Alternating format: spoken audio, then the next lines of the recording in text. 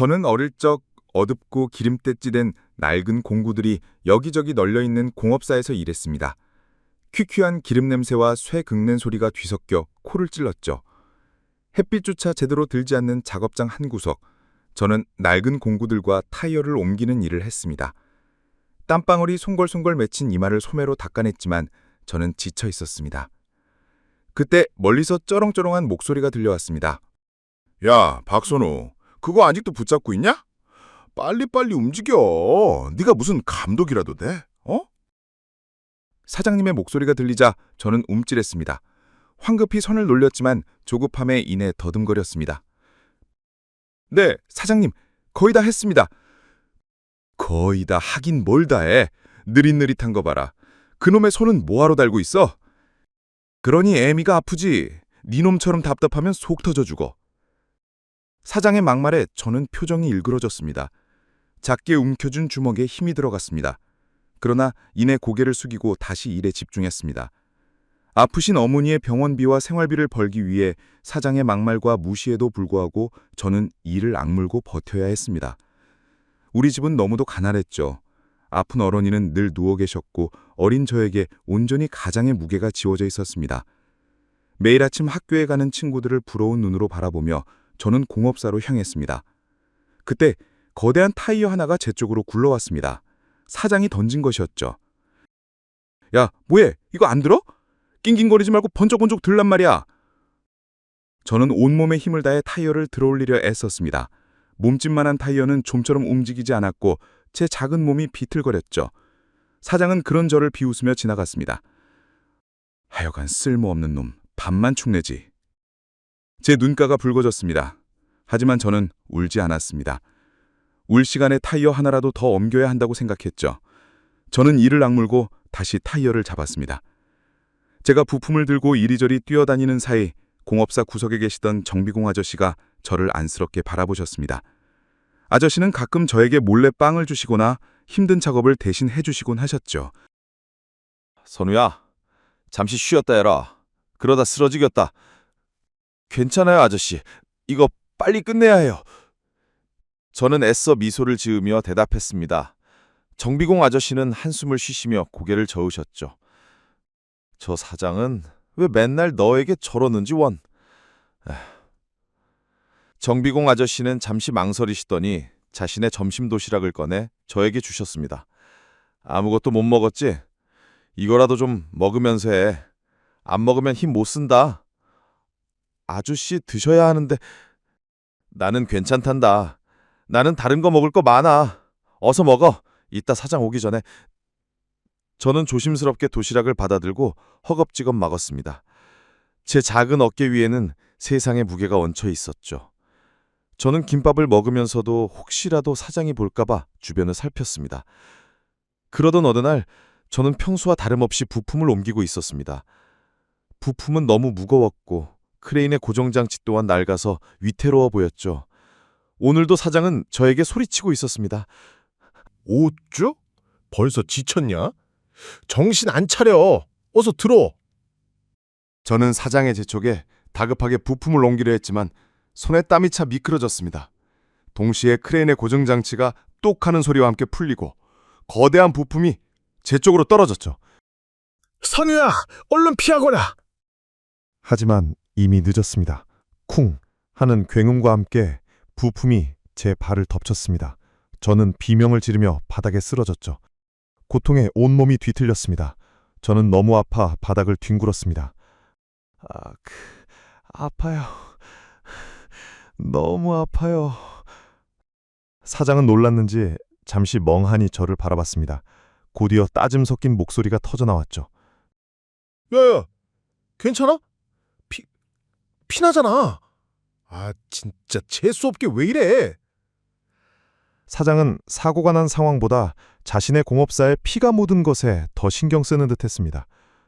정비공 아저씨는 황급히 달려와 제 상처를 살폈습니다. 선우야, 정신 차려. 이보세요, 사장님. 빨리 병원 데려가야죠. 알았어. 알았다고. 니놈은 맨날 뭘 제대로 하는 게 없냐? 사장은 마지못해 저를 부축했지만 그의 눈빛은 여전히 귀찮다는 기색이 역력했습니다. 저는 극심한 통증 속에서도 생각했습니다. 이렇게 살면 안 돼. 이러다 죽겠어. 이렇게 살다가는 엄마도 나도 희망이 없어. 고통 속에서 제 마음속에는 강렬한 결심이 피어났습니다. 더 이상 이렇게 무시당하고 다치며 살 수 없다는 처절한 외침이었죠. 저는 그렇게 공업사를 그만두었습니다. 그만두는 그날까지 사장은 저에게 병원비는 줄 수 없다며 너 때문에 재수가 없다며 따졌습니다. 정비공 아저씨 덕분에 가까스로 병원비는 받을 수 있었습니다. 병원에 입원해 있는 동안 저는 공업사 사장과 같은 나쁜 사람을 처벌할 수 있는 검사가 되자고 마음먹었습니다. 그로부터 10년 뒤 저는 좁고 초라한 고시원 방을 얻었습니다. 책상 위에는 두꺼운 법률 서적들이 수북히 쌓여 있었고 온갖 필기구와 형광펜 자국으로 가득했습니다. 저는 책상에 엎드려 잠들기 일쑤였죠. 항상 얼굴에는 피곤한 기색이 역력했고 뺨 위에는 말라붙은 코피 자국이 선명했습니다. 저는 시끄럽게 울리는 자명종 소리를 들으며 겨우 눈을 뜨고 몸을 일으켰죠. 퉁퉁 부은 눈을 비비고 세면대에서 찬물로 얼굴을 씻어냈습니다. 거울 속 제 모습은 피폐했지만 제 눈빛만은 불꽃처럼 타오르고 있었습니다. 어릴 적 공업사에서 다친 기억, 사장의 모진 말들을 잊을 수 없었습니다. 절대로 포기할 수 없어. 저는 다시 책상에 앉아 펜을 잡았습니다. 한 줄 한 줄 법정의 글자들이 제 머릿속에 각인시켰습니다. 저는 낮에는 아르바이트를 하며 생활비를 벌고 밤에는 잠을 주려 하며 공부에 매달렸습니다. 컵라면으로 끼니를 때우고 커피로 밤을 지새우는 것이 일상이었죠. 가난은 여전히 저를 옥죄었지만 저는 더 이상 가난에 굴복하지 않았습니다. 오히려 가난이 저를 더욱 강하게 단련시키는 원동력이 되었습니다. 3년 뒤 저는 대학교 도서관에서도 가장 외진 곳에 박혀 공부에 매진했습니다. 등록금 때문에 한 학기 휴학을 하기도 했지만 단 한 번도 공부를 게을리한 적이 없었죠. 주변의 친구들이 미래를 이야기하며 웃고 떠들 때도 저는 묵묵히 책만 들여다보았습니다. 제 목표는 오직 하나, 검사가 되는 것이었습니다. 법을 통해 약자들을 보호하고 부당한 대우를 받는 사람들에게 정의를 실현하는 것. 그것이 저에게 주어진 숙명과 같았습니다. 컴퓨터 화면에 합격자 명단이 떴습니다. 저는 떨리는 손으로 제 수험번호를 찾아보았습니다. 제 눈이 한 글자 한 글자 머무르고 이내 익숙한 이름이 눈에 들어왔습니다. 박선후라는 제 이름이 합격자 명단에 선명히 박혀 있었습니다. 저는 한동안 멍하니 화면을 바라보았습니다. 제 눈가가 촉촉해졌죠. 그리고 피나는 노력이 주마등처럼 스쳐 지나갔습니다. 저는 조용히 눈을 감고 어릴 적 공업사에서 다치던 순간을 떠올렸습니다. 저는 더 이상 어린 선우가 아니었습니다. 저는 이제 대한민국 검사 박선후였습니다. 저는 그렇게 검사 생활을 열심히 했습니다. 책상 위에는 사건 기록 파일들이 수북히 쌓여 있었고 의자에 앉아 한 사건 파일을 꼼꼼히 검토하고 있었죠. 제 얼굴에는 오랜 고뇌와 노련함이 묻어나지만 어릴 적의 날카로웠던 눈빛은 여전히 살아 있었습니다. 검사님, 다음 피고인 서영진 씨 들어오셨습니다. 어딘가 익숙한 이름에 저는 고개를 들어 문을 바라봤습니다. 어릴 적 공업사에서 저에게 본인의 도시락을 양보해 주시던, 저에게 잊을 수 없는 친절을 베풀어 주시던 정비공 아저씨였습니다. 아저씨의 얼굴에는 죄책감과 후회가 가득했지만 그의 눈빛은 무언가 찬염한 듯 평온해 보였습니다.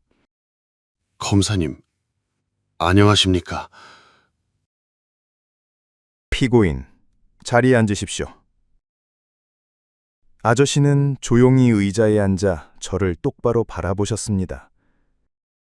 그의 눈빛에는 미안함과 함께 과거에 대한 회상이 담겨 있었습니다. 선우, 검사님, 이렇게 만나 뵙게 되니 제가 참 면목이 없네요. 저는 짧게 한숨을 내쉬었습니다. 사적인 감정을 배제해야 한다는 것을 알지만 아저씨를 보니 마음 한구석이 아릿했죠. 저는 과거 아저씨가 저에게 베풀었던 작은 친절들이 지금의 저를 지탱하는 힘이 되었음을 누구보다 잘 알고 있습니다. 힘든 어린 시절, 서영진 아저씨는 저에게 유일한 위안이었습니다. 안부도 물어보고 감사와 전하고 싶은 말이 너무 많았습니다. 저는 신념을 지키기 위해 마음을 다잡았습니다. 서영진 피고인, 본 검사는 피고인이 저지른 업무상 배임 혐의에 대해 조사할 예정입니다. 질문에 답변하십시오. 저는 목소리에 감정을 실지 않으려 했었습니다. 하지만 제 눈빛까지는 어떻게 되지 않았습니다. 안타까움이 깃들어 있었죠. 네, 모든 것이 제 잘못입니다. 제가 한 일은 변명의 여지가 없습니다. 아저씨는 담담하게 자신의 혐의를 인정하셨습니다.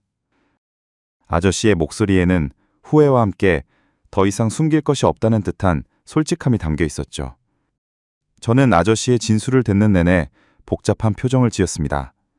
과거의 은혜를 갚아야 한다는 인간적인 감정과 법과 원칙을 수호해야 하는 검사로서의 의무가 충돌하고 있었습니다. 조사가 끝난 후 저는 깊은 생각에 잠겼습니다. 제 머릿속에는 아저씨가 기댈 곳 없는 저에게 몰래 도시락을 건네주시던 따뜻한 손길과 다친 저를 걱정해 주시던 목소리가 선명하게 떠올랐습니다.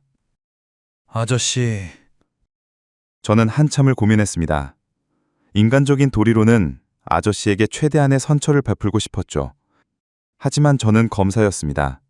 검사는 개인적인 감정에 흔들려서는 안 되는 자리였습니다. 법은 모든 사람에게 공평하게 적용되어야 합니다. 아무리 저에게 잘해준 사람이라 할지라도 죄를 저질렀다면 그에 합당한 벌을 받아야 했습니다. 그것이 제가 지켜야 할 전이었습니다. 저는 심호흡을 했습니다. 그리고는 펜을 들어 서류에 서명했죠. 제 손끝에는 망설임이 없었습니다. 법과 원칙에 따라 기소한다. 제 얼굴에는 씁쓸함이 감돌았지만 동시에 검사로서의 사명을 다했다는 굳건함이 느껴졌습니다. 정의의 저울은 그 어떤 사적인 감정에도 흔들리지 않았습니다. 저는 저를 지옥에서 건져 올려준 법의 정신을 훼손할 수 없었습니다. 제 어린 시절은 가난하고 고통스러웠지만 그 고통은 저를 강하게 만들었고 제가 지키고자 하는 정의의 기반이 되었습니다. 아저씨의 조사가 끝난 후 저는 다음 피고인을 불렀습니다. 제 표정은 다시 단호하고 차갑게 변했죠. 검사님, 피고인 이만식 씨 들어오셨습니다. 잠시 후 피고인 이만식이 들어왔습니다. 어릴 적 저를 괴롭히던 공업사 사장이었습니다. 그의 얼굴은 잔뜩 수척해져 있었고 눈빛은 불안함으로 가득했습니다. 사장은 고개를 숙인 채 검사석으로 상하다가 문득 고개를 들어 저를 바라봤습니다. 사장의 눈빛이 흔들렸죠. 그의 얼굴에서 핏기가 가셨습니다. 그는 마치 유령이라도 본 듯 눈을 크게 뜨고 저를 응시했습니다. 자네가 박선우? 저는 피고인의 얼굴을 찬찬히 훑어봤습니다. 늙었지만 제 눈에 익숙한 모습이 들어왔죠. 기름때 묻은 손으로 일하던 어린 저를 비웃던 그 공업사 사장이었습니다. 세월이 흘러 주름이 늘고 배도 나왔지만 그 비열한 눈빛만은 그대로였습니다. 제 표정은 흔들림 없이 차갑고 단호했습니다. 이만식 피고인, 자리에 앉으십시오. 제 목소리에는 일말의 감정도 실려 있지 않았습니다. 사장은 다리가 풀린 듯 주저앉았죠. 그의 머릿속에는 잊고 지났던 과거를 더듬고 있는 듯 했습니다. 공업사 구석에서 자신을 올려다보던 어린 저의 얼굴, 그리고 저를 향해 내뱉었던 모진 말들. 선우야, 아니 검사님, 제가 정말 잘못했습니다. 어릴 적 일은 제가 정말 미안합니다. 그때는 제가 철이 없어서 제발 한 번만 좋게 봐주십시오. 제가 평생 후회하며 살았습니다. 저는 그의 애원을 듣고도 눈 하나 깜빡하지 않았습니다. 제 마음속에는 과거의 상처가 아직 다 물지 않았지만 그 상처가 법을 어기는 이유가 될 수는 없었습니다. 저는 차분하게 서류를 넘겼습니다. 피고인, 과거의 사적인 감정은 본 사건과 무관합니다. 검사는 오직 법과 원칙에 따라 판단할 뿐이다. 피고인은 지금 묻는 말에 대해 답변하십시오. 저의 단호한 태도에 사장은 고개를 떨궜습니다. 그의 얼굴에는 절망감이 가득했죠. 그의 읍소는 통하지 않았습니다. 과거의 악연이 오히려 그의 발목을 잡는 듯 했습니다. 석양이 길게 들이운 검찰청 복도를 저는 조용히 걸어갔습니다. 발걸음은 망설임이 없었습니다. 오늘 두 사람과의 만남은 제 과거의 한 페이지를 다시 펼치게 했습니다. 검사가 된 저는 과거의 상처를 딛고 더욱 강해졌지만 그 과정에서 얻은 가장 큰 교훈은 바로 법 앞에서는 그 누구도 예외일 수 없다는 사실이었습니다. 따뜻한 손길을 내밀었던 정비공 서영진 아저씨. 그분께는 진심으로 감사하는 마음과 인간적인 안타까움이 있었습니다. 반면 저를 혹독하게 대했던 이만식 사장. 그를 마주했을 때 잊었던 어린 시절의 아픔이 되살아나기도 했습니다. 저 역시 한때는 그들에게 느꼈던 감정에 흔들릴 수밖에 없는 한 사람이라는 것을 인정합니다. 하지만 검사로서의 저는 개인적인 호의나 악의에 흔들려서는 안 되는 것을 압니다. 법은 복수나 감정의 해소가 아닌 모든 사람에게 공정하게 적용되는 정의의 기준이기 때문입니다. 가난했던 어린 시절의 고통은 저를 좌절시켰지만 동시에 이대로는 안 된다는 강렬한 동기를 부여했습니다. 피와 눈물로 얼룩진 과거는 저에게 법의 중요성과 법을 통해 약자를 보호하고 사회의 질서를 바로잡아야 한다는 소명의식을 가르쳐 주었습니다. 저는 오늘 개인적인 감정을 넘어 법과 원칙에 충실함으로써 진정한 정의를 실현했습니다. 이 길은 때로 외롭고 힘든 길을 테라도 저는 제가 지키고자 하는 이 가치들이 더 나은 사회를 만드는 데 기여할 것이라는 굳건한 믿음을 가지고 있습니다. 그리고 이 믿음이 바로 제가 이 길을 계속 걸어갈 이유이자 제 삶의 가장 큰 교훈입니다. 세상의 모든 고통과 불공정 속에서 저처럼 힘든 시간을 보내고 있는 이들에게 법과 정의가 결국에는 희망이 될 수 있기를 간절히 바랍니다. 우리는 각자의 자리에서 법과 원칙을 지키는 작은 노력들을 통해 더 밝고 공정한 세상을 만들어갈 수 있다는 것을 기억해야 합니다.